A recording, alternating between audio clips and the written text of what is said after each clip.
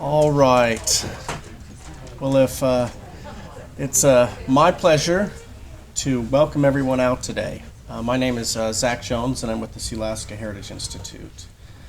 It's my privilege to introduce our speaker and acknowledge our sponsors today at our Native American Heritage Month lecture series. Of course, to acknowledge our sponsors, the Sealaska Heritage Institute is a nonprofit and has put this together, and we're grateful to have assistance. Of course, this is in the Sealaska Corporation building to acknowledge Sealaska, as well as ConocoPhillips of Alaska for contributing to this lecture series. But I think perhaps with excitement, it's my pleasure to introduce our speaker today. Our speaker today is going to be Aldona Jinnitis. She has her PhD in art history and has been quite prolific in publishing on art history. And it's a real pleasure to hear from her. The title of her lecture is 300 Years of Tlingit Art. And with that, I'll turn the time over to Aldona. Thank you. And please welcome Aldona. Thank you. Thank you so very much. First of all, could everyone shut off their cell phones so that, anyway. It is such an honor to be here and a pleasure, but I also must say that it's always intimidating to talk about the art of the people who are in your room. And first of all, I apologize for the mistakes that I definitely will make. I hope that you will give me the right information when I'm finished. My talk is very much from a perspective of a historian, and I hope that it will be acceptable to those of you whose culture is so extraordinary. Could we have the lights down a little bit just so that we can see the slides better? Okay. I was trying to figure out what the perspective of this talk should be, and I figured that one of the things that has always interested me as a scholar is who determines what authentic Tlingit art is. And it's not self-evident, certainly through the ages. Obviously art made by Tlingit is Tlingit art, but there's a lot of art that Tlingit have made that is not considered authentic, legitimate, correct. So we have artwork that doesn't look like the art of the 19th century. And actually, as many of you know, by the end of the 19th century and certainly into the 20th century, there was all this talk nationwide in Canada that native cultures had disappeared. There was no culture anymore. Then of course some people, and so therefore anything made was not authentically native because there was no culture to make it. Then art made for sale. Some, and this is mainly white perspectives on how they judge what authentic native art is. If it was made for sale or commercial, it couldn't be authentic because all native art was made for use in communities, according to those who thought they had the right to judge these things. Some more recent art is considered wrong because it doesn't look like anything Tlingit, and I'll show you some of them later. And then once you start borrowing elements from other cultures, particularly non-native or white cultures, then it becomes even less authentic. Now, these are all wrong. Each one of these things, I will show you today how these are all wrong. So, and I have less than an hour to go through 300 years of art, which means that I had to leave out so much. And I'm going to be racing through this, and I will be here at the end for any of you who want more ask questions about individual specific objects, because I will be rushing through these incredible pieces and selecting what it was to show. There is such an abundance of unbelievable Tlingit material out there that yesterday I spent literally all day saying, I have to take this out, I have to put this in. Anyway, so quickly, the history of Tlingit art. Before the 1770s, and art was made for several centuries before the 770s. That's the pre-contact art, and that's the art made before there was any contact with Western people.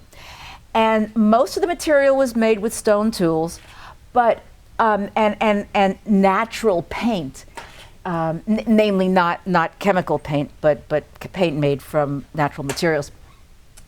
But also, all of the formal elements that later were so extraordinary in Tlingit art and northern Northwest Coast art had already been determined and made by the contact time.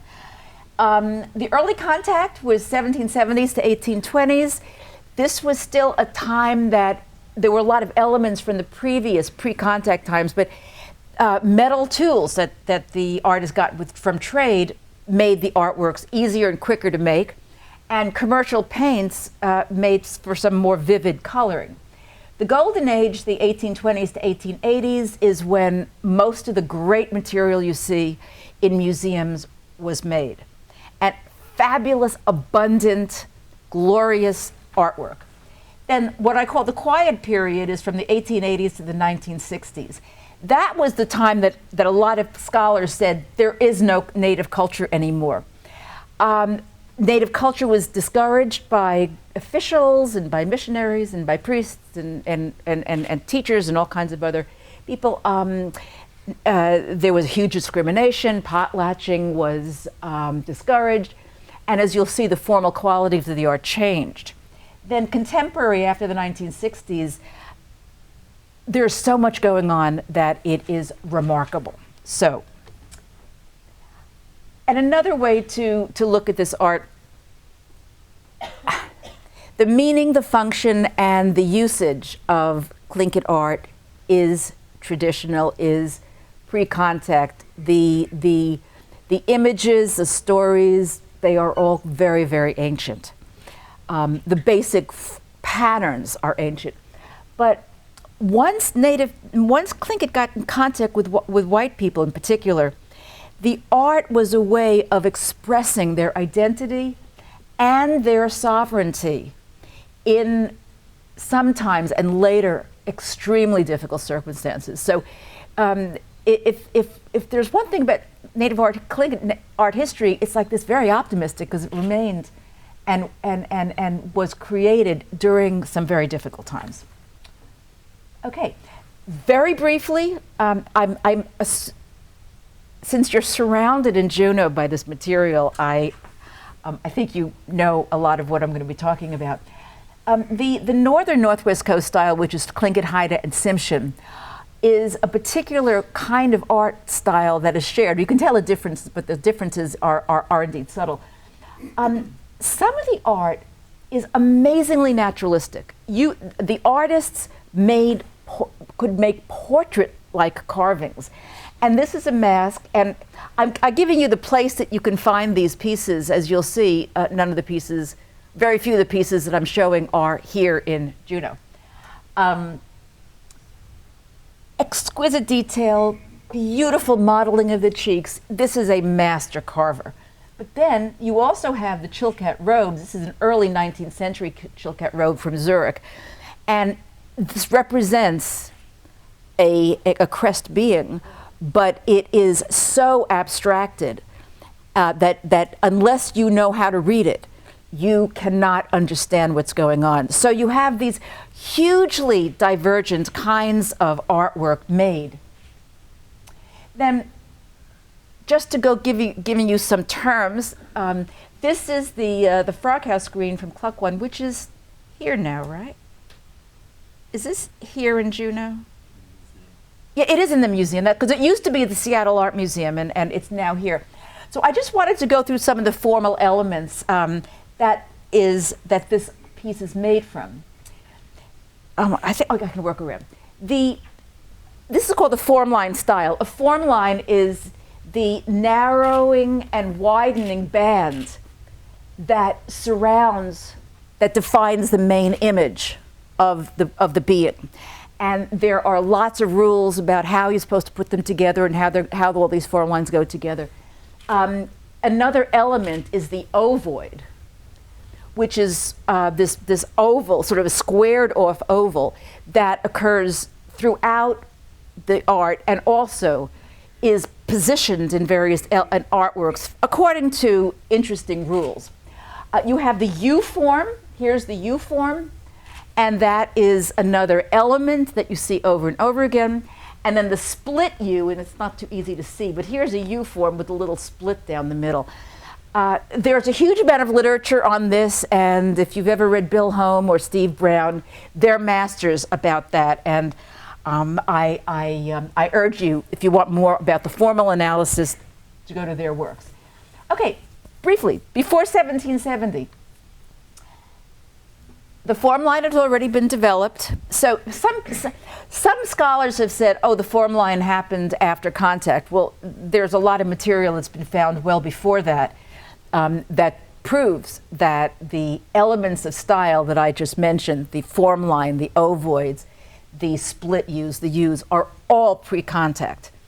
And then the art was used for declaring status, for declaring history, for declaring families, for shamans, very much the same function of the art as we have throughout the later decades. This, and the way we can tell that something is indeed pre-contact is that if it was collected early on and looked old, because it's sometimes very difficult to tell whether something is early or late. But this is an early helmet, and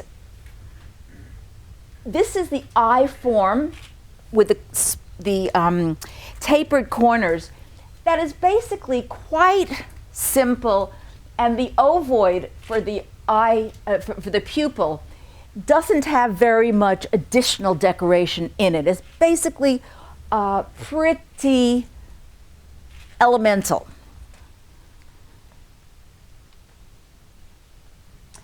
This is another pre-contact piece, and without, essentially, the elements were created pre-contact. The pre-contact pieces tended to be fairly simple, not terribly complicated, and pretty clear, pretty easy to read. So you have ovoids, the U-forms, the split U-forms. The elements are put together in a very nice way. And again, this is a fairly elemental depiction of the being.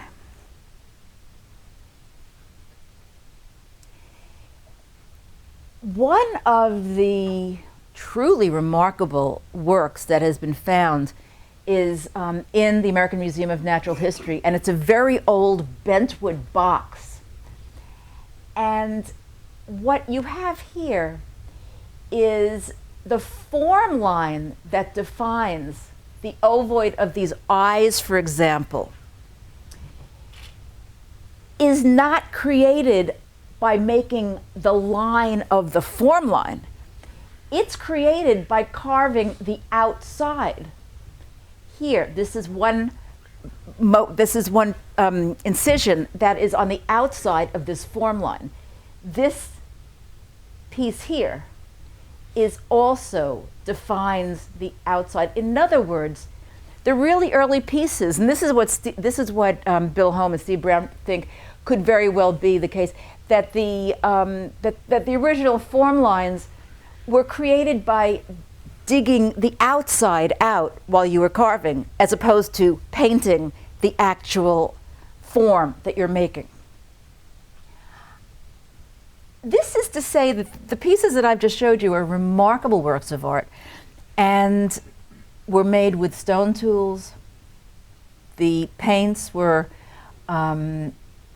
made from salmon eggs and various natural dyes, and they show the creativity and originality of the northern people. How this style came to be is truly still a great mystery. And it's not a mystery, it's a great style, and it's there, but I just want to stress that it's wonderful. Okay. Early contact. Again, this is 300 years in a very short period of time. The Russians, the Spanish came, and then the British and the Americans came, and the French came. There was lots and lots of trade. And one of the most important things that happened during this early period was the fact that the people here got metal tools, they got commercial paint, they got guns, they became quite wealthy as a result of, the people who were in charge of the trade became quite wealthy as a result of this trade, and therefore art began to expand more. And so this is Chief Cutlianus, am I pronouncing that correctly? Yeah, he just said it with the word. The chief of Sitka, and it's a early Russian painting of him, and as you can see, he's wearing a conical basketry hat and a raven's tail robe. And again, there's much more that you can learn about this, and I bring you to the Downhower's wonderful book about Sitka. There's much more to be said about this, but I just wanted to show you what a chief at that point would have looked like. And the textile that was pre-contact and early contact is called the raven's tail weaving. And it was made of mountain goat wool. And it's called the raven's tail because these hanging elements, that is the name of that. It doesn't mean it's a raven, it means that it's the name of the particular stylistic element. And the motifs came from basketry design.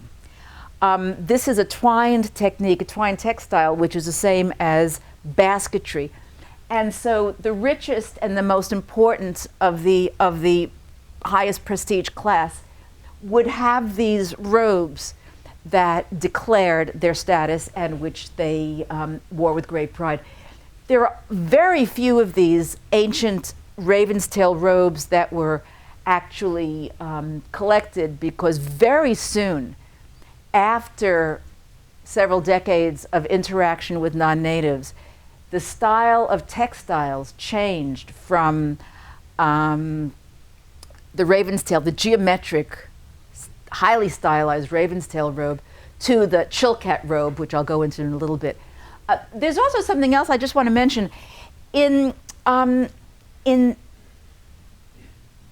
the past, there was a fairly strict bifurcation between what men made and what women made. Men were the carvers, men did the painting, men depicted images, clan images. The women did textiles and baskets and beadwork. And when you look at a piece like this, it's easy to say that, oh, well, that doesn't mean as much as a Chilkat robe, which does have images on it that are important to the family. But the meaning of women's art is much more subtle, and the meaning includes how the knowledge of the cycle of nature, when you get the wool, when you get the dyes, when you actually start the twining.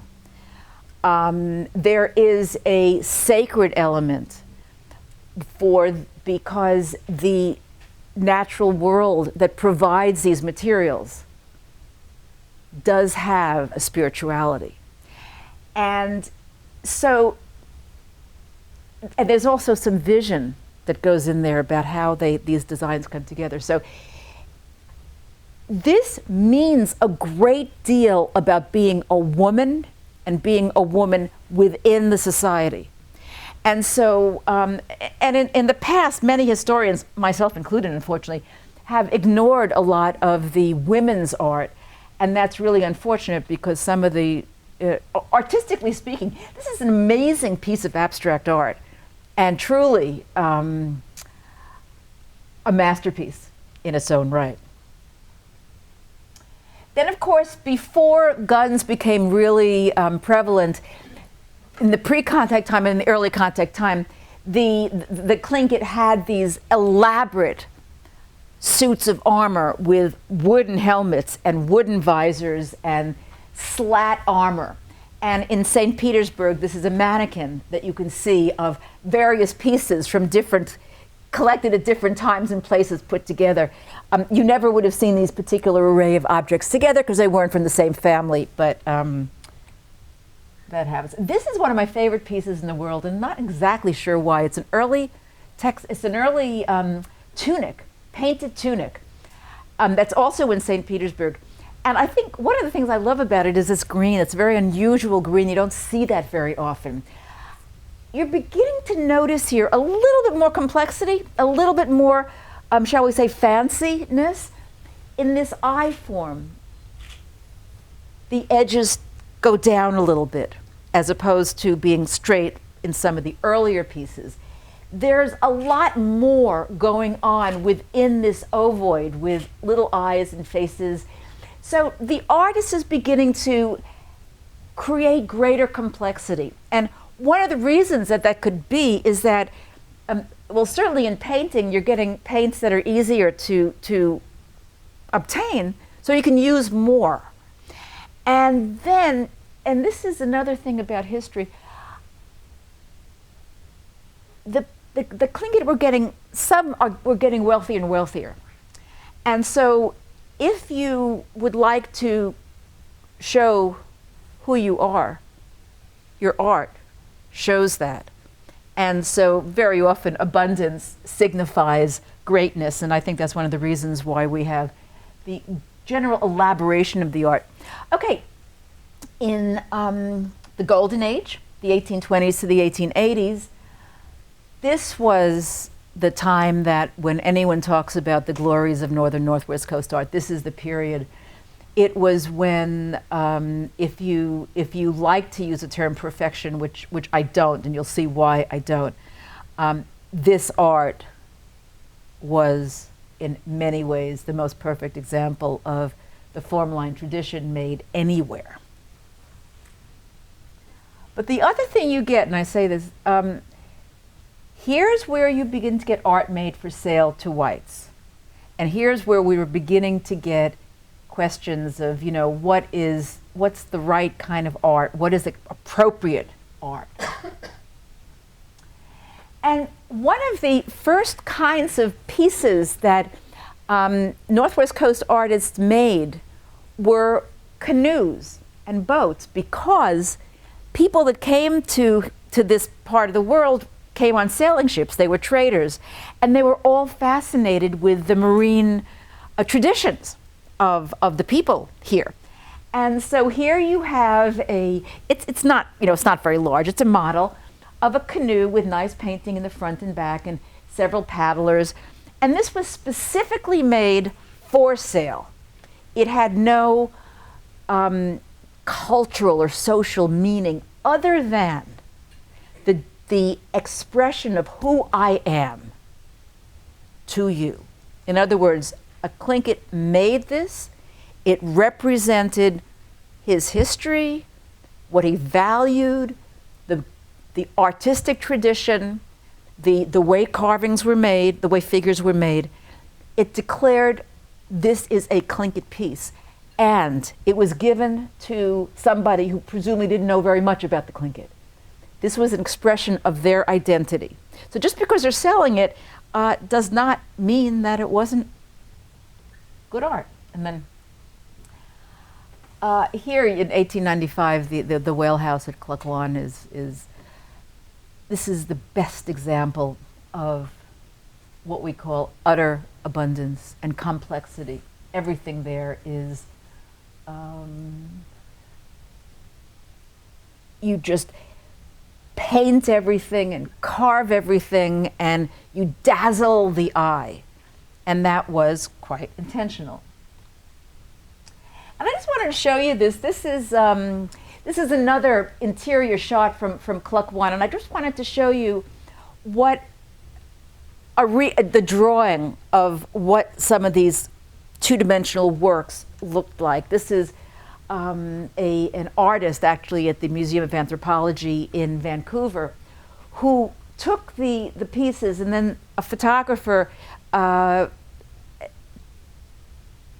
took a photograph, and then he could figure out exactly what was where, even when there were parts that were no longer present. And so these are just great little figures. Here's a profile head with a body. Another profile head with a body. Probably a killer whale. And lots of all of these elements put together, and creativity. Look, here's an upside down face, with this maybe being his legs, and here the arms are sticking out. Here's his ribs, and then over here is a profile of another critter. This filling every corner of the artwork was again very characteristic of this period, and also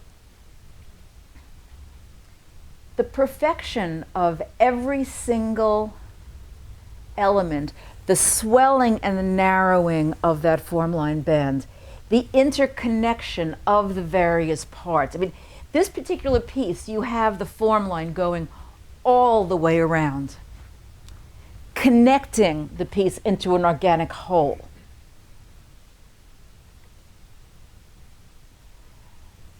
Another masterwork is this 19th century hat from the Peabody Museum in Salem. And I believe there was some talk about repatriating this piece. I have no idea whether anyone knows whether it actually ever came back here. Okay. It should. And it's, again, a truly remarkable work where the weaving, and these hats were made where the woman did the basketry and the man painted it. So it was very much a teamwork. And it wasn't that one artist was more important than the other. You couldn't have a hat like this without the beautiful weaving. And you couldn't have the weaving without the beautiful painting. So again, complexity, yet it all worked together. And just to show you some elements of comparisons between the really early pieces and the later pieces, this is the helmet that I showed you. And here is the box of daylight raven hat. And if you see the way that the eye is formed that's pretty basic, pretty simple. Here you have abalone inside, and then this beautiful this eyelid. You can see the orb where the eye is. There's a huge attempt to create as much rhythm and subtlety in the work here on the right. The earlier piece has like a force, and the more recent piece has a elegance. The Bentwood boxes, I showed you this box earlier. This is a mid-19th century painted box. Again, this one is really quite remarkable. For those of you who actually are painters, this piece, and I have a slide of it, sort of the four parts put out in a line. It's the most complicated formline pattern that I think anyone has made, and it is a remarkable, original piece of work. And the other thing I want to say about this is that sometimes when some people look at Northwest Coast art, or particularly Northern Northwest Coast art, if they don't know anything, they say it all looks the same. And actually, when you start looking at individual pieces, there is such variety and such originality and such creativity in individual pieces, and I will continue to mention that as we go along.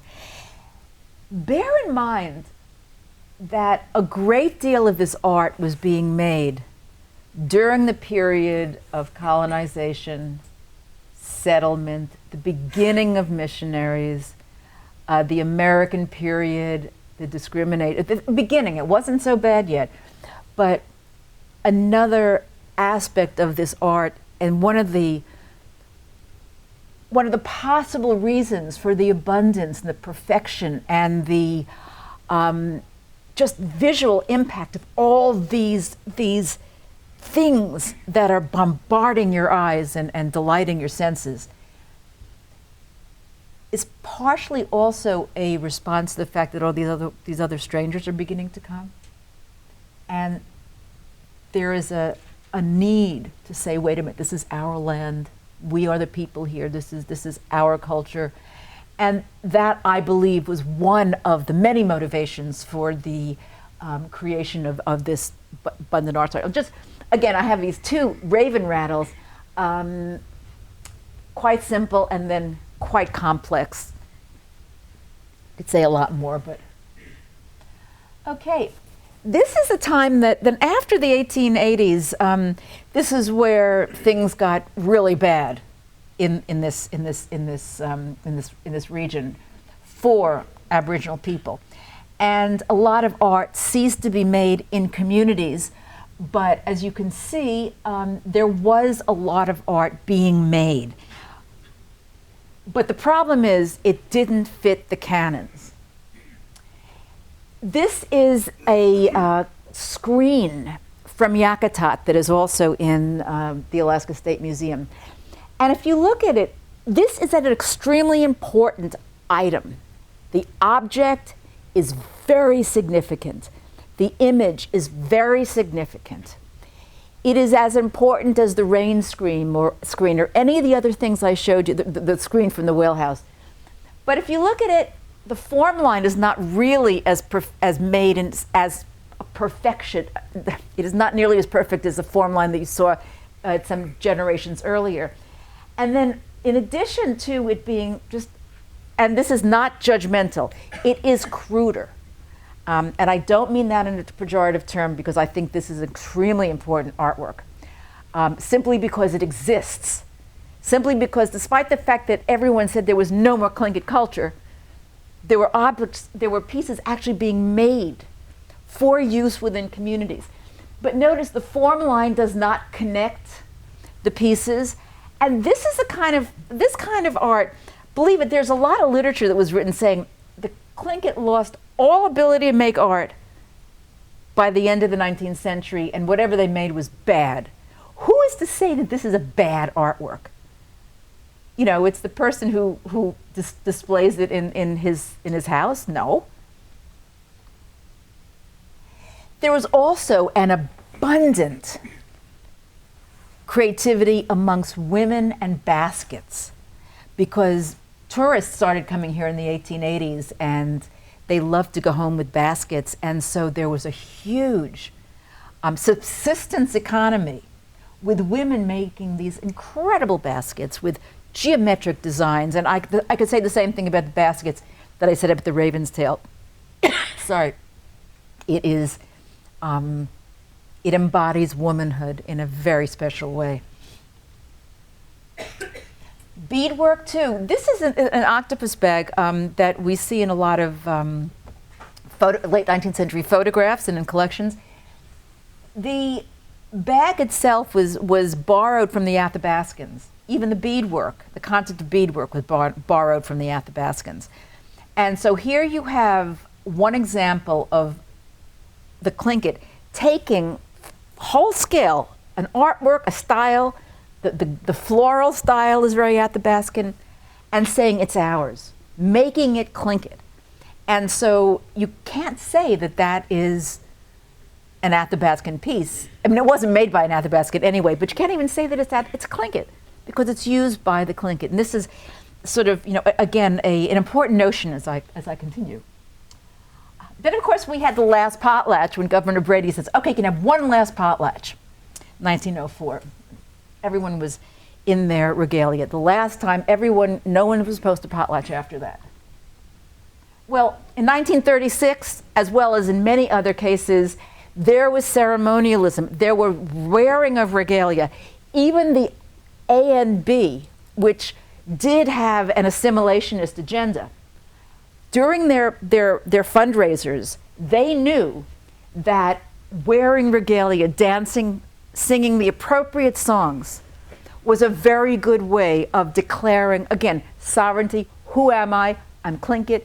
This world is not treating me well, but here I am, and I am important. Then we also have a huge number of model totem poles. And a man by the name of James Rudolph was here in Juneau, and he developed the Juneau style. And this is, and I think you've all seen lots of carvings like this.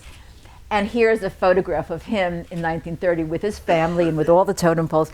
Now, again, this kind of pole was utterly dismissed by those who think it's not refined, which it isn't, who think it's not canonical, which it isn't. What it is, it's Tlingit identity. And it was a means of subsistence and a way of declaring who he was, who his family was. So despite the fact that it may not have been beautifully carved, it still was incredibly, again, significant artwork for communicating identity. Okay, well, now we're getting to the present, and the present is really quite incredible. Without going into the details, the canon was rediscovered in the 1960s, 1970s by Bill Home and Bill Reed and a lot of other people. So artists began being trained in the 19th century style, and artworks began to look very much like 19th century prototypes. And so we have lots of artists who are making what I call canonical art, canonical meaning following the rules of the 19th century. But some artists are using elements of the Formline style to make very original new kinds of pieces. And then, as you'll see, some Tlingit artists are making art that doesn't look Tlingit at all. Celebration, of course, is a major place for display creation of regalia. And regalia, of course, and I should have mentioned this, nothing that I'm showing you is static. Everything that is on a wall in a museum was meant to be in a ceremonial context or in a dance context, or there was a vitality to it. And the problem with museum representations is that they're just on the wall, and you don't have the dimension of this incredible dancer with this very dramatic movement. So celebration, a great deal to do, of course, with reviving the creation of a huge amount of regalia. Of course, my personal favorite traditional artist of the Northwest Coast is Nathan Jackson, who is a master in every possible way. This is an early piece by him. It's a model pole, but if you look at it, you can say, he got the eye very much like the early prototype. The eyebrow, the U-forms, the ovoids. He worked with Bill Home and a lot of other people, and he was trained on how to make the old style art. And of course, and I just chose this because I happened to have this slide because I was in Sitka last year. Tommy Joseph, the Kiksadi totem pole in Sitka, a beautiful pole that really shows, and Tommy Joseph, as well as many other artists, are masters at the Formline tradition and are doing extremely good work. We have weavers, Terry Rothgar. This is an ice walker robe, and it's actually made with a little bit of polar bear fur, because the patron who gave her money to make this was a polar bear fanatic, and so she decided she needed to put a little bit of polar bear fur in it, and does. So, and we all know, we've got Chilkat weaving, raven's tail weaving, basket weaving. Basket weaving is a lot harder, and so there's not as much perfect basket weaving going on, but there is good material being made. And then we have art, so those are the artists that were following pretty much the canon. Then we have artists like Clarissa Rizal, who takes elements of the Formline and then divides them up. And this is sort of a series of dreamlike images. And they're very compelling, and they don't have the same function or purpose as, let's say, Tommy Joseph's totem pole, which actually does declare a story of the war with the Russians. Here we have a much more personal use. She's Tlingit, and she's using these elements to make a personal, dreamlike statement. Then, of course, we have people that are going even further out. In the Burke Museum in Seattle, 2 Poles were repatriated to Ketchikan, and the Burke Museum got 2 logs to make 2 poles. So they asked Nathan Jackson and his son Stephen, and this is the bear mother. So Nathan did, as one would expect, a perfect pole. His son, Stephen, made this wild epoxy image with form lines. I mean, there are lots of form line elements in there, and he's a really well-talented artist, but they're twisted and pulled and all over the place. And what he says is that this is a piece that is meant to communicate the pain of the story of the bear mother, but also to communicate the tearing apart of the culture and the putting together back of the culture, because this was a pole for repatriation. Culture came back. And he's saying something like, well, this was not so easy. This is very hard for some people to take. And whenever I show it, I urge people, keep your minds open, because this is creativity. It's the new creativity. It's different creativity. It's kind of like the maker of that box that I said was an amazing two-dimensional images on that box. That was not necessarily totally acceptable either at first, but then of course we now look at it and admire it. Then we have artists, Tlingit artists, who do a remarkably wide array of different kinds of pieces. Larry Mcneill is a photographer, and he has elements of his heritage in his collages. This is a raven, obviously. And here you can kind of see very in a pale way, some form line design that refers to his heritage. But you also have a person in a gas mask and a factory issuing forth pollutants. And what Larry Mcneill is doing here is that he is talking about a current event, a current social problem. This is a political statement. He's using elements from his heritage, but he's universalizing them to say, wait a minute, we live in the global world and things are not right. Tanis Seilton is an installation artist, and this is 2005. And this is a very complicated piece called Resisting Acts of Distillation. And basically it is about the Alaska Native Claims Settlement Act and how it determined who was and who wasn't Alaska Native, and how they could be determined. And the question is, who is a Native? What is a Tlingit, or what is anybody in Alaska, and how do you determine, is it blood quantum?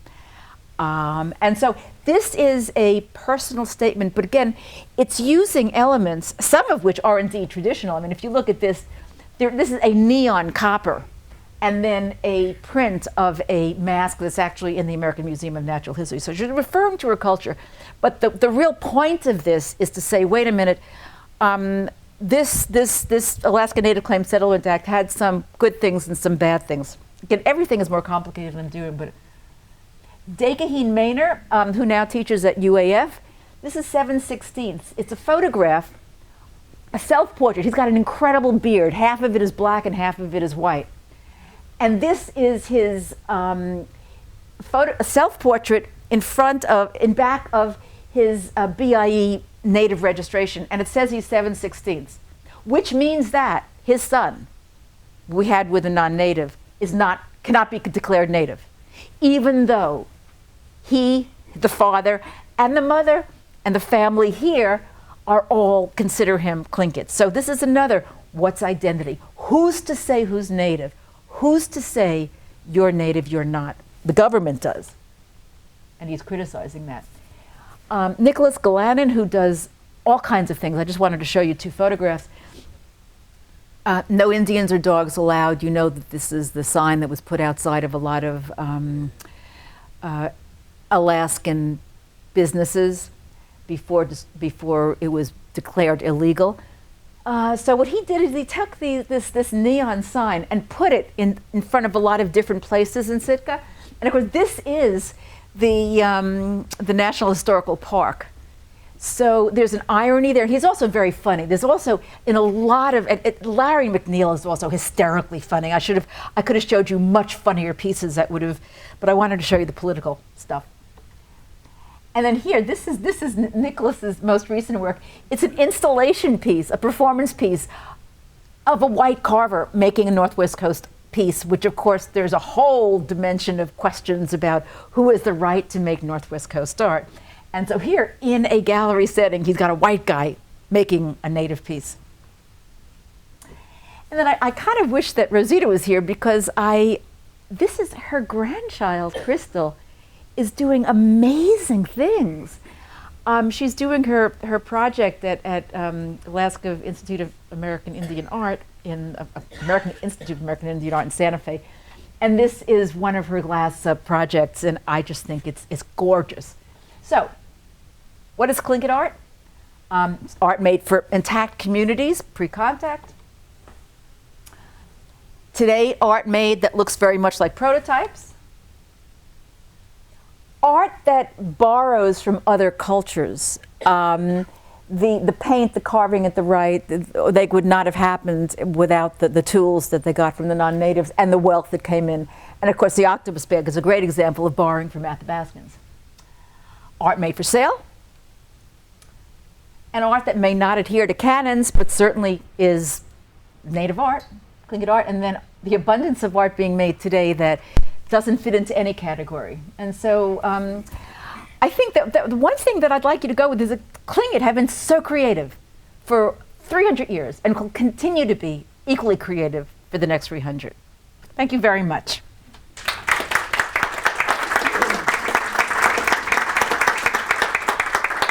And actually, we have time for questions. I was told that I should leave some time for questions, so I've run through this. Yes? Are there elements of formline design that you feel could be copyrighted or patented? Oh, I wish that could be the case. That's actually, I mean, I wish it would be, because I find it so offensive that non-natives are making money by making native style art, particularly when it's shipped over. Nicholas Galanin has a whole bunch of pieces that refer to the use of Asian labor to make authentic Northwest Coast art. I think that is a lawyer question. And I think, not being a lawyer, my suspicion is that somebody would say it's in the public domain. But you're a subject matter expert, so if I were a lawyer and had you on the stand, what would you say? I would say that if you're going to be using Northwest Coast designs, you've got to get permission from whoever is the appropriate person to get permission from. And you know who the right person is. I don't, but you know. And if you can get a signed affidavit saying, sure, you can use this design, that I think would be acceptable. But I would certainly say, I wish there was a law against it. I wish we could boycott every single one of those stores here that sells the crap that is not made by natives. Anyway, you can see you can see that I get on my soapbox for that one, but it's always, I know that there are many artists, white artists, Steve Brown is one of them, who is extremely respectful of heritage, extremely knowledgeable, extremely accepted into communities, has been trained. That's different. Although my own sense is that any non-native who's making any money by making something that a native could make, I have a very extreme position. But others have a less extreme position. Nathan Jackson, for example, is perfectly happy to train non-natives. And so there are many different perspectives on this, but I think everyone would agree that the commercialization of Tlingit culture, the way it has been commercialized over the last several decades, is appalling, and something needs to be done. Any other questions? Yes. Can you say more about that box of daylight hat, the one that has the mirror on the top, where it is now, and does the mirror have to do with La Perouse giving a mirror to the people in the Tuya Bay in 1768, do you think? Or just, Okay. I'm interested in that. It's a really good question, and I'm not going to answer it. And I'll tell you why. No, it's a real. This is at the Seattle Art Museum right now, unless it's been, and I don't think it's been repatriated. My first book, I made the terrible mistake of writing an interpretation of what I thought Tlingit art was. And it was a white person interpreting native art. I had no authority to do that. It was not appropriate, but it was, I wrote it in the 70s. I mean, it was really a long time ago.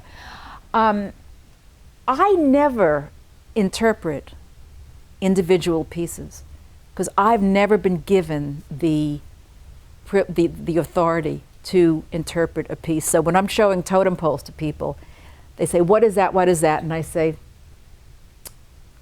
there is the story, it's published. You can go look at this, you can go look up the story yourself if that's what you want. Because there's too much, I mean, that's just my form of respect, my form of atonement for my earlier scholarly sins. So, I don't know. But you could probably find out if you talk to the people at Seattle Art Museum. And this has been published in Steve Brown's book on the Seattle Art Museum, so I'm sure you could find out more information Is there. it the Atu of a particular clan, do you know? Don't know. Okay, thanks. Even if I did know, it's not my, it's just not, I can talk as a scholar about things that I have the authority to talk about.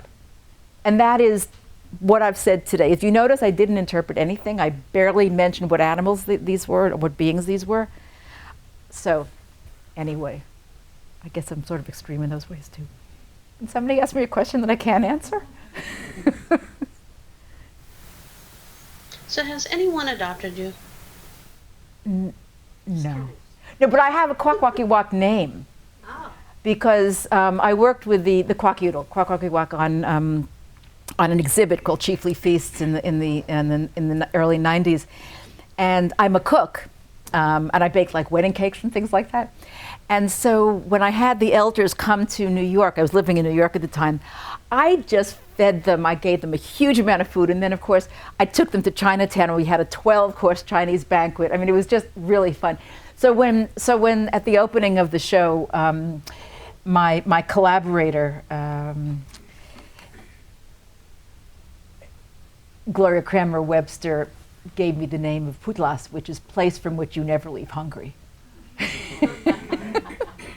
So, any other questions? Anyone? Okay, well, you've been a great audience, and if any of you have any other questions that you would like to ask personally, I'm going to be around here for a while. And thank you so much for coming, and I really appreciate that you share my love of this great art. And if anyone would like to tell me the mistakes I made, I really meant that earlier. I do not want to make mistakes. Thank you. Okay.